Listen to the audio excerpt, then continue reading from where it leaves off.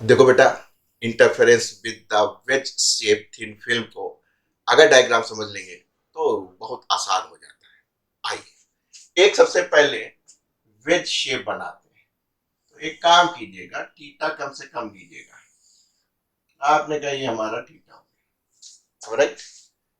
इस पे एक हमारी रे इंसिडेंट होगी, तो एक हम नॉर्मल ड्रा कर लेते हैं बेटा। तो हमने कहा हमारी ये इंसिडेंट रे यहाँ पे टकराई इस इंटरफेस पे, और यहाँ से दो काम होंगे। एक तो रिफ्लेक्शन होगा। लॉ ऑफ रिफ्लेक्शन कहता है जिस एंगल से टकराई है उससे वापस चली जाएगी, और ये आपकी रे R1 होगी। यही इंपॉर्टेंट बहुत होता है ये पॉइंट, चाहे तो इसका नाम रख लीजिए। ये सोर्स है जहां से रे आ रही है, दिख रहा है बेटा। ये ए है, यहाँ से रिफ्लेक्टेड। अब रिफ्लेक्शन भी होगा क्योंकि यहाँ पे रिफ्लेक्टिव इंडेक्स है, तो जाहिर सी बात है थोड़ा सा डेंस होगा, लेकिन ये है कि रिफ्लेक्शन होगा। तो आपने कहा सर हमारा ये रिफ्लेक्शन होके यहाँ पर सपोज पास में आ गई, इसको जाना था, ये रिफ्लेक्ट हो गई। एंगल ऑफ रिफ्लेक्शन आर कर दिया। यहाँ पे नॉर्मल खींचना, क्योंकि आपका मकसद केवल यही था कि साहब ये हमारी जो मान लीजिए ए से बी गई है, जो R1 रे है, तो जब यहाँ आए तो यहाँ टकराई सी था। अब यहाँ पे आप एक काम कर लीजिए, इसका एक नॉर्मल खींच लीजिए जो आपका ये काट रहा है। इस नॉर्मल को इसका नॉर्मल काट रहा है, बस कुछ नहीं करना है आपको। यहां से आपका एक रिफ्लेक्शन हो जाएगा, ठीक। और फाइनली आपको अब देखिए क्या क्या काम करने हैं। ज्योमेट्री से आप प्रूव कर सकते हैं कि ये एंगल थीटा होगा।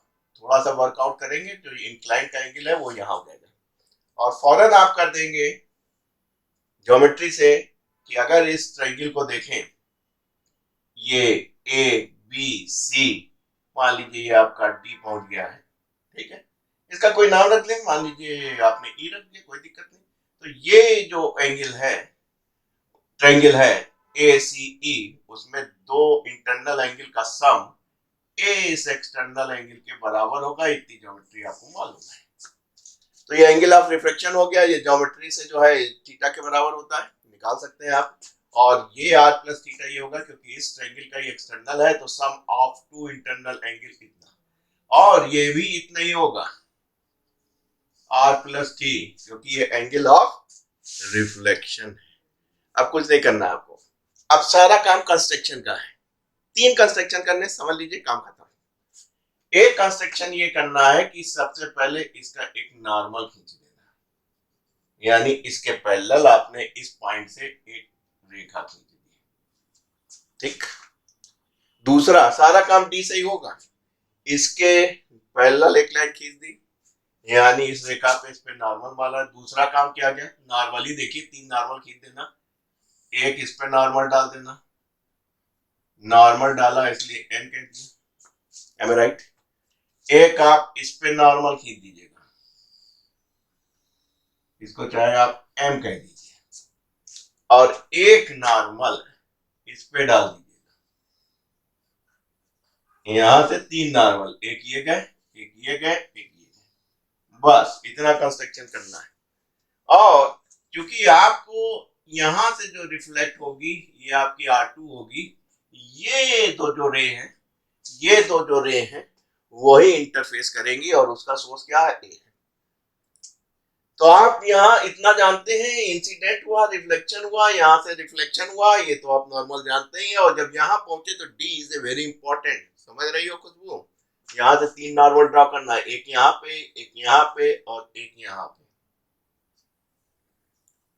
तीन काम कर लिए, चौथा काम क्या करना है, इसको एक्सटेंड करना है। और चूंकि आपको केवल इस पार्ट से मतलब है ना, एसीडी से, तो आप इसी को बढ़ाइएगा जहां भी काटे, राइट। जहां भी काटे आप उसको काट लीजिए।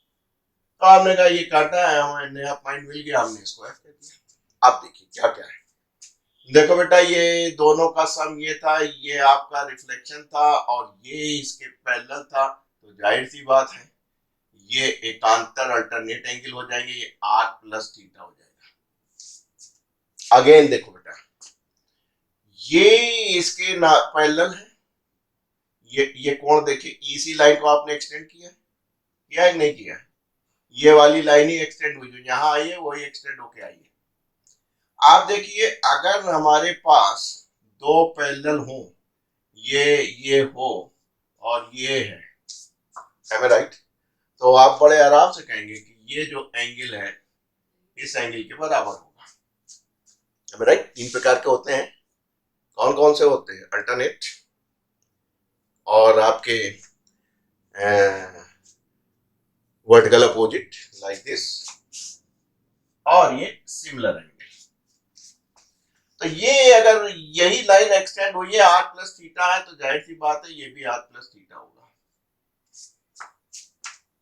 इतनी ज्योमेट्री आप जानते हैं कि बेटा अगर आमने सामने के कोण बराबर हैं तो भुजा बराबर होंगी। If the angle are similar then the sides are equal.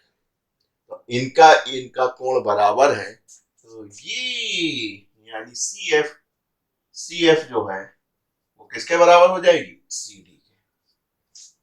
अब देखिए, अगर तीन कंडीशन मिल जाए तो कॉन्करेंट हो जाए, कॉन्ग्रुएंट हो जाए, तो समरूपता आ जाए। समरूपता देखिए है, आमने सामने के कोण बराबर है, एक एंगल 90 ये भी, एक एंगल 90 ये भी है, इसको आप देख रहे हैं। और आपने कहा कि साहब कोण बराबर थे, एंगल बराबर थे, तो हमारी जो है भुजा बराबर, साइड बराबर, तो ये साइड बराबर हो गई, तो तीन कंडीशन मिल गई, ये बराबर है, ये बराबर है, ये बराबर है, तो क्या हो गए? समरूप, कॉन्ग्रुएंट हो गए।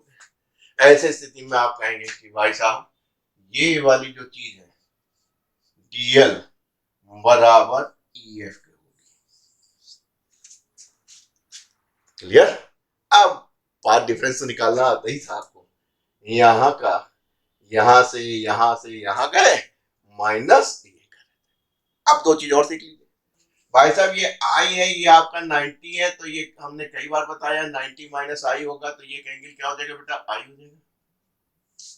इसी तरह देखो, इसमें ये एंगल 90 है क्योंकि आपने यहाँ से लंब डाला है, परपेंडिकुलर डाला है, ये आर है, तो ये 90 माइनस आर होगा, क्योंकि देखो ये नॉर्मल है, तो जब 90 माइनस आर ये होगा, 90 ये है, तो ये वाला एंगल आर होगा। अब आप सारा काम हमने आपको सिखा दिया, तो अब कोई डाउट नहीं है। हाँ, अगर ये टी है बेटा, यहां से यहां तक टी है, और आपने उसको कॉन्ग्रुएंट प्रूव भी कर दिया हमने, और जिससे कि आपने कहा कि कॉन्ग्रुएंट हो गया, तो ये बराबर इसके, यानी ये टी है तो ये भी टी होगा। क्लियर?